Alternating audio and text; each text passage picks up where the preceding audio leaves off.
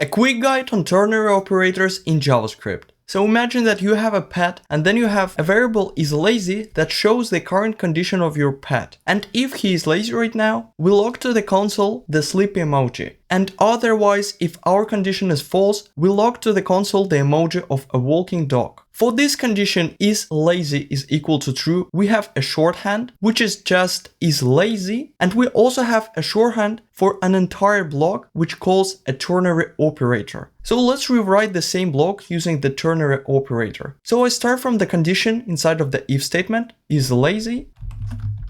Then I want to ask a question, and for that I'm putting a question mark. So we ask a question if this condition is true, and then we need to put a true result. In our case, this is the first log with a sleepy emoji. And then I have the else statement, and instead of the else, I put a colon. And then I put the else statement result.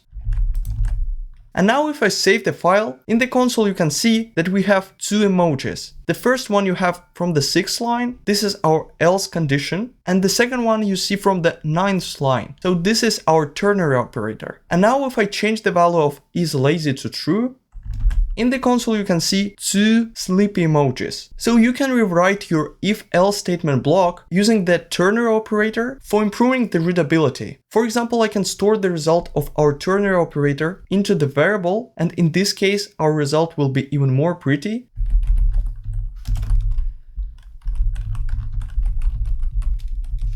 Now the result is stored into the pet emoji variable. If you hover over this variable, you will see that this variable can be equal to the sleepy emoji or the walking dog emoji. And now this is incredibly easy to read this code because you know that this is the result of the true statement and this is the result of the else statement, and you see them together on the one line. When you shouldn't use ternary operator instead of the if statements. For example, your if statement is too long. As I said, the first part of our ternary operator is the condition that we have inside of the if statement. If our condition is extremely long, it will be difficult to read the result. Technically, I can write the ternary operator for this if statement. For that, I need to take an entire condition that we have inside of the if statement.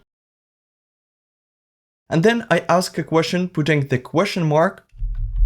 And then I write the result of the true condition. In our case, this is a console log. And then you will see the second problem of this if statement. In our if condition, we don't have any else statement, but if you use ternary operator, you must provide the result of the else statement. So in the end of our ternary operator, we see an error that column expected. When I see this mistake, I need to put column. And then I need to imagine the else statement. So for example, I can put an empty string. And even though that it works the same, this is much more difficult to read this line of code. So I don't recommend you to use ternary operators for if statements where the condition is too long or that don't have the else statement. Thanks for watching.